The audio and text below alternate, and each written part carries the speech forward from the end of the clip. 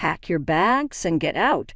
I have no use for you anymore. From now on, the job in the house belongs to my new wife and son. You won't get a dime from me." These were the words I heard from my longtime husband, Fabio, in front of the family I had gathered. How pathetic it felt. I couldn't say anything back and just looked down. Fabio seemed happy as he cast me out, imagining a bright future with his new woman beside him. But who could have imagined the dramatic turnaround that followed? Fabio's future, far from being bright, turned into complete darkness with no path in sight.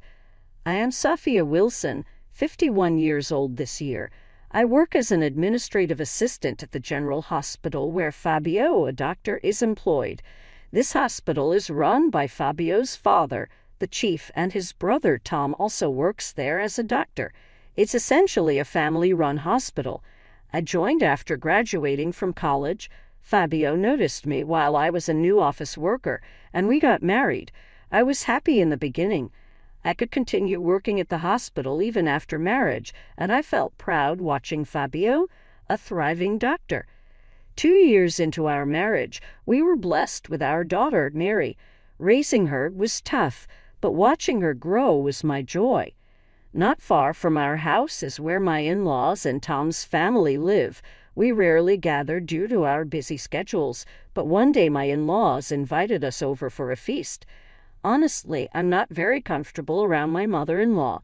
She is incredibly indulgent with Fabio. Even now, she comes to me with her worries about Fabio, and if he ever complains, I'm the one who gets a lecture from her. Today was no exception. "Sophia, you left Mary with Fabio while doing laundry this morning. Fabio is tired from his demanding job. Don't you think as a wife you should let him rest on his days off?" "I'm sorry, Mary was fussy." "It's normal for kids to be fussy. You should have prepared in advance. Let's not sweat the small stuff. Come sit over here, Sophia and Mary." Usually my father-in-law steps in, and that's when the lecture ends. Fabio pretends not to hear or doesn't care, and I always wonder if this is typical for sons and their mothers. Each time I feel frustrated. Tom and his wife, Michelle, have a 3-year-old boy. They always say how quiet and nice girls are, doting on Mary. Michelle is always bright and charming, managing well with my in-laws. She seems so effortlessly perfect to me. For the celebration, my in-laws had prepared a gift for Mary, a cute stuffed animal, which she hugged with joy. Since they had 2 grandchildren, my father-in-law had also prepared a gift for Tom's son, a toy doctor's kit with a stethoscope, thermometer, and syringe. We all laughed at the gift. "Dad, isn't it a bit early for that? Planning to make him a doctor." "He's my grandson. Of course he's going to be a doctor." "Well, I have no such intention. It's just that he played doctor the other day, so I thought of this kit. My son remembered his shots from the other day. Thanks, he'll probably inject me every day now." After a lovely meal, we decided to head home as Mary fell asleep. Exchanging goodbyes at the door, Fabio muttered under his breath as we stepped outside, "So what if he's a boy?"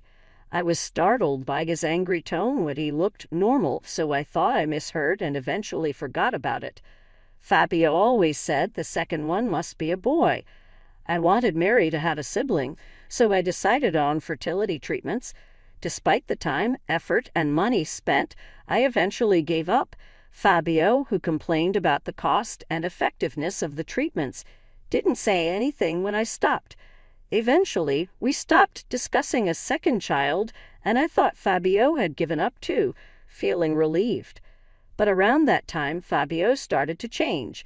Even when he was home, he just sat silently with a troubled look, often not responding when I spoke to him. If he didn't like the menu I prepared, he'd leave without a word and eat out.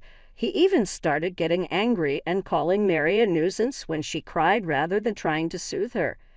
However, he was charming as ever with everyone but me and Mary, even washing dishes with a smile when his parents visited, but ignoring his own used dishes when we were alone.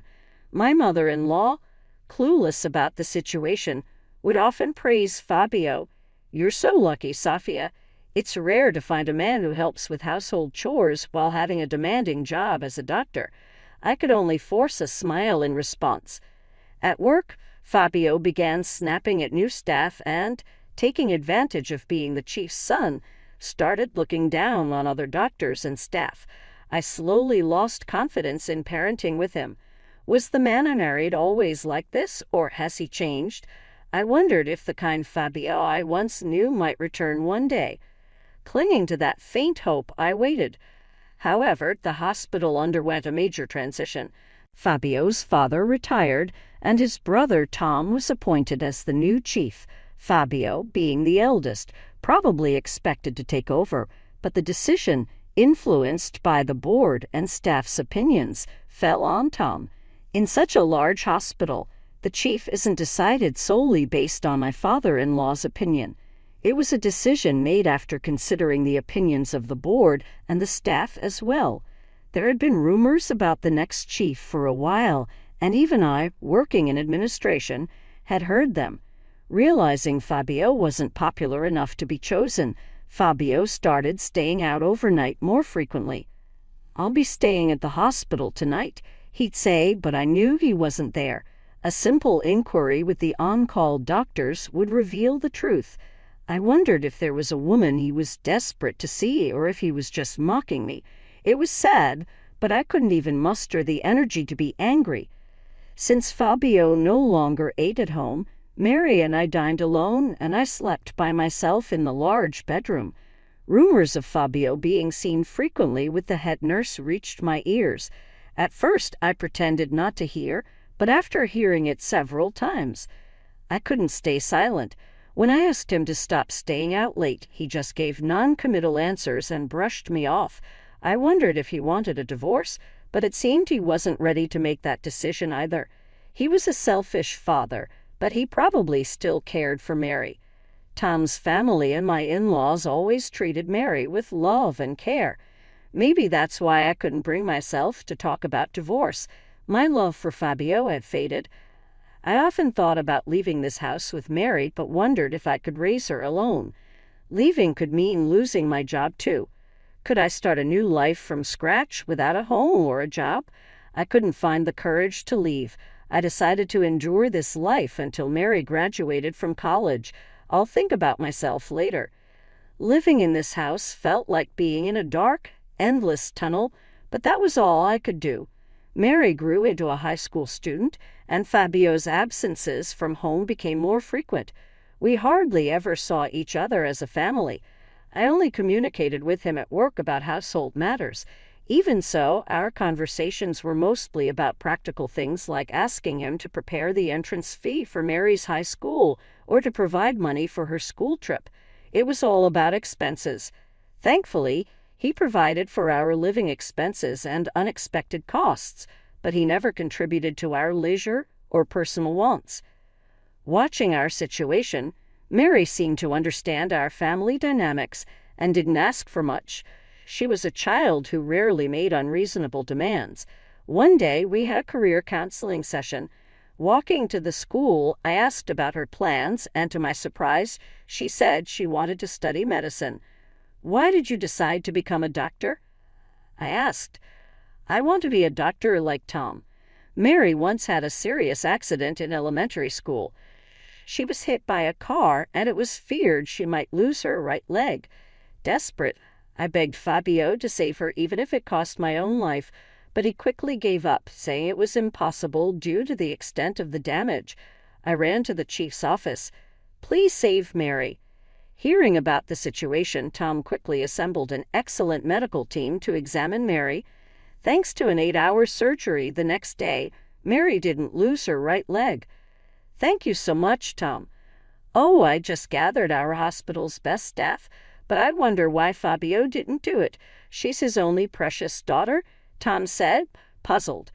But I understood. Fabio wasn't respected in the hospital. Even if he had asked for help, I doubt anyone would have come forward. It was possible because of Tom, a chief who was respected. Tom and his wife had always adored Mary since she was little. It wasn't Fabio but Tom who patiently supported her through the rehabilitation after surgery.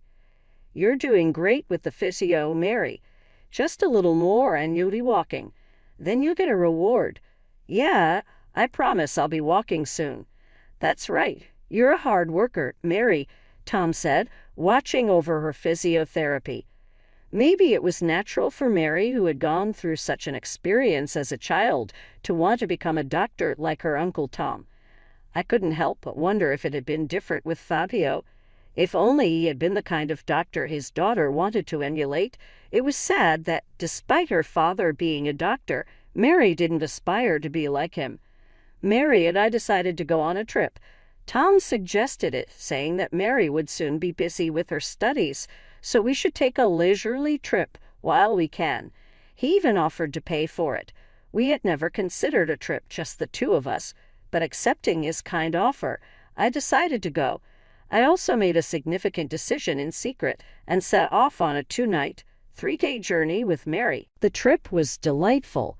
It felt like a cleansing for our weary hearts, and both Mary and I enjoyed it to the fullest. Last night, while we were in a spa, I asked Mary what she thought about her dad. I think he's terrible. I despise him as a person. It's sad to think such a person is my father, but I've come to terms with it. Uncle Tom has been kind enough for both of them. But what about you, Mom? Are you okay with this? Mary, I'm sorry for making you endure all this. When you told me you wanted to be a doctor, I realized you weren't a child anymore. You've become a woman who can chase her own dreams. I was relieved and happy. From now on, I won't hold back either. Just like you're chasing your dreams, I'll firmly walk my own path in life. What are you thinking about, Mom? Oh, I think I spoke a little too much. I'll get out first. With that, I left the spa ahead of Mary. On the last day of our trip, we planned to sightsee until around 3:00 p.m. and then take the evening flight home. However, I complained of a headache and decided to return earlier after a quick breakfast. Mary wanted to come back with me, but I told her, "You should enjoy yourself a bit longer. I'm fine. It's probably just menopause." So I left Mary at the destination to enjoy some time alone at a cafe and take the planned flight back later. I didn't worry about her. I didn't want to waste Tom's kindness. Let Mary enjoy herself till the end and get a souvenir for Tom. Mary seemed puzzled but agreed, staying behind as I had said. Thanks to my hurry, I arrived home before 10:00 a.m. The front door was locked. Now the real game begins. I muttered to myself and unlocked the door. Inside, I saw Fabio's shoes and an unfamiliar pair of women's shoes, confirming my suspicions.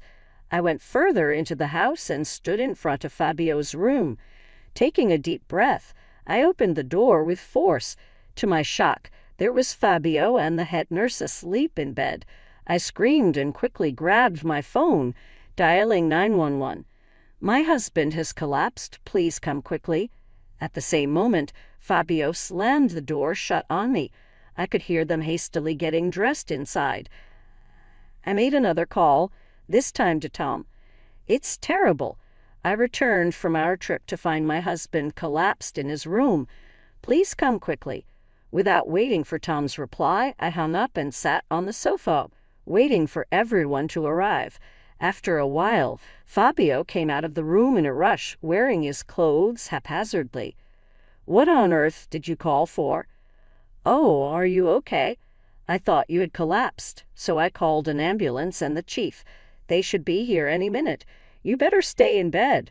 Before I could finish, someone knocked at the door. It was Tom, his wife, my in-laws, and the paramedics. "What happened?" I heard Fabio collapsed. "Is he all right?" My in-laws asked, concerned. "No, it's not like that.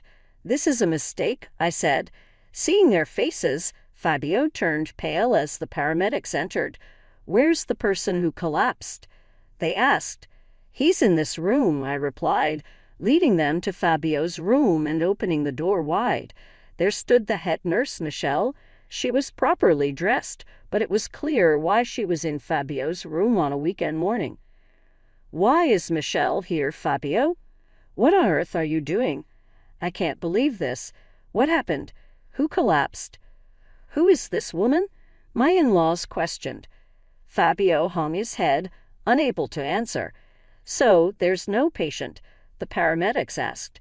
I'm sorry, it seems to have been a mistake. Please, you can leave. My father-in-law apologized, seeing them out. Once the paramedics left, our discussion, including Michelle, began. First, Fabio, explain the situation, my father-in-law demanded. Fabio was silent, but upon hearing his father's words, he suddenly looked up, glaring at me.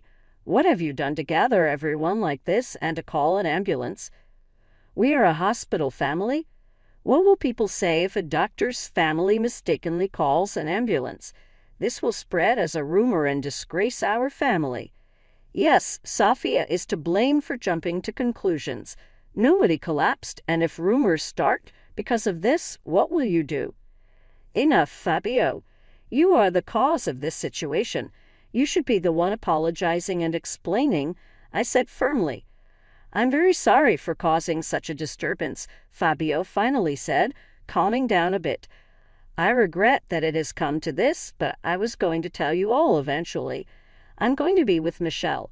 She's pregnant with my child, and it's a boy. A boy? That's wonderful. Are you sure it's Fabio's child? What about Sophia and Mary? My mother-in-law asked. Mary can stay here if she wants. Michelle can take the mother's role. As for Sophia, she needs to leave, Fabio said coldly. You're the one to blame for not being able to have a boy. If a boy is coming, then Sophia should leave. I always wanted a son. That's too harsh. Think about Sophia. My father-in-law protested. It's okay. I knew Fabio had another woman, I said quietly. Pack your bags and leave. I have no use for you. The job and the house will belong to my new wife and son. You won't get a dime from me. If you had a boy sooner, none of this would have happened. If I had a son, I would have been the chief. The only difference between Tom and me is that he has a son, Fabio declared. Everyone gasped at Fabio's words. So he blamed me for not becoming the chief. Fabio, that's not true, my father-in-law spoke quietly. It's true Tom has a son, but that's not why. So what? I'm the eldest son. It's your attitude, blaming others and not reflecting on yourself, disrespecting the staff and new doctors. People won't follow a leader like that. What if I had a son and Tom only had a daughter? Would you have made me the chief? No, even then I would have recommended Tom. Unless you change, you can't lead. Even if you were my only child, I wouldn't have chosen you as chief. I would have chosen someone else. Fabio turned red with anger, trembling. The fist at the end of his arm, which hung by his side, was tightly clenched. His shoulders were tense and his eyes were bloodshot. How can it be my fault I didn't become the chief? Fabio, it's okay. You are a fine doctor. Michelle tried to console him. Looking at her and then her belly, Fabio calmed down a bit. Right, I'm a doctor. I've strived to be the chief, but now I'll work hard for my son. That's right. We should just focus on doing our best in this house. I felt a sharp pain in my heart, realizing how much Fabio cared for the child in her belly. No, we can't just go along with what Fabio says. It's too selfish. We have to consider Sophia and Mary too. Tom, just stay out of this. This is about my child. You already have a son, and because of him, you became the chief. I should have been the one to take over, but you took my place. But that's fine now. I will have my own son. My son will be the chief after you. I will reclaim the position you took from me through my son. Sophia is just in the way now. For my son's future, she needs to leave. I'll give her some severance pay, and she can just take that and go. What are you talking about, Fabio? Don't you know Sophia is now the administrative head and also a board member? We can't just make her resign because of our own convenience. Office manager. Board member? Sophia, what do you mean? Fabio, you haven't been home, so there was no chance to tell you. About 3 years ago, I became the office manager and also a board member of the hospital. I participate in the hospital's critical personnel decisions. When did this happen? As long as you keep looking down on others like that, you'll never become the chief. It's not just my opinion or my father's, but that of the entire board. How dare you? Sophia was recommended to be a board member because she's diligent and sincere. Now many people on the board listen to Sophia's opinions. Even if you make a fuss, she's not someone who could be easily dismissed from her job. In fact, if they find out about today's incident, it could be more than enough reason for you to be advised to resign. When did all this happen? Are you saying I could be fired because of you? Come on, Fabio. Even if she's acting all high and mighty as the administrative head, she's still just office staff. Doctors are definitely more important. If we can't fire her, let's just keep her employed. Once our son is born, we can run the hospital however we want. What are you thinking? I thought you were a competent head nurse, but do you lack compassion? I have been living my life earnestly, too. I've struggled so much, so it's only fair I have high hopes. Besides, the child in my belly will be your grandchild or nephew. Isn't it natural to raise him in this house to be a distinguished doctor? Yes, let's think about the boy first. He might be the important heir. Be quiet, Fabio's father interjected, initially angry with his wife, but when Michelle mentioned the unborn child, he couldn't be as stern with her. The child is innocent, but Michelle's approach is too harsh. Michelle, I'm sorry, but we need a DNA test. Why? Why would you say that? Michelle's face turned pale. Fabio also seemed shocked by Michelle's reaction. There's no need to worry. A DNA test isn't painful, and it's over quickly. We'll just prove he's our son. You can't prove he's Fabio's child, can you? Sophia quietly said to Michelle, who then grabbed her bag and left the house without turning back. Michelle, wait, what's going on? Fabio called after Michelle, but she didn't listen and left. What's going on? The child in Michelle's belly isn't your child, Fabio, Sophia revealed. Don't be ridiculous. What do you know? Are you jealous because you couldn't have a son? But to lie about it is too much. I'm sorry for keeping quiet until now. Look at this, and you'll understand, I said, handing Theo an old file. It was from the fertility clinic they had visited years ago, which I had kept hidden. Fabio sat down in shock as he read it.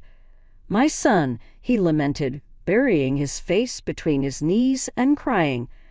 I had thought of working with him in this hospital when he became a doctor, if he had become the chief, the one I couldn't be.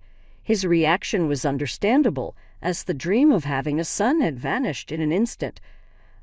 I picked up the file from the floor and showed it to Fabio's parents, and Tom and his wife.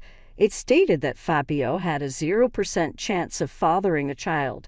After Mary's birth, Fabio had been hospitalized with a severe fever, which apparently rendered him infertile. Once during their fertility treatment, I had asked Fabio to submit a sample for testing.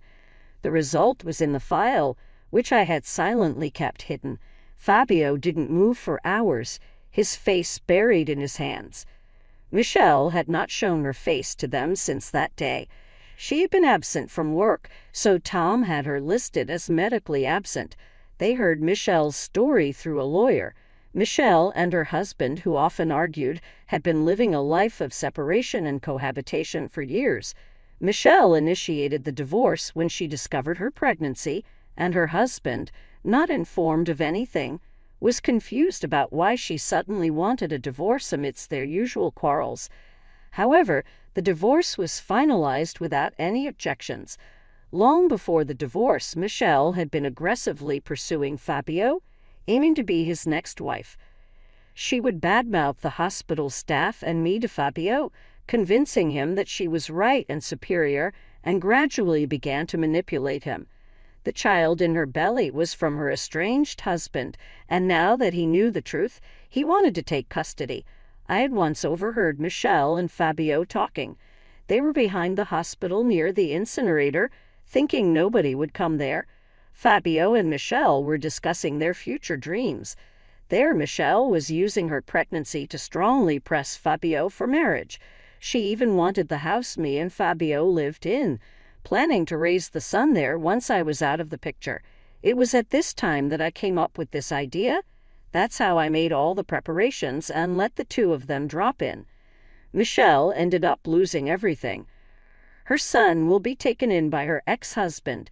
She can't go back to work, and the position of a doctor's wife she longed for is also out of reach.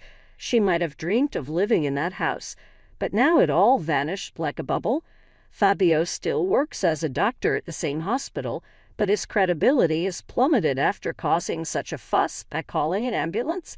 The rumor has spread so widely within the hospital, almost no one is unaware of it. He hardly has a few patients a day and can no longer look down on the staff, just sitting quietly in his office looking out the window. Now I live with Mary in a condo located 10 minutes on foot from the station in a green area. Mary, who successfully got into medical school, is enjoying her busy yet fulfilling college life.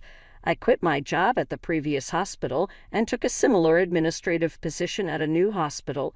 It's a hospital recommended by my father-in-law, close to our condo, and I am very satisfied with it since the directors are friends. Tom occasionally visits my workplace, always bringing high-end sweets, making him very popular among the office ladies.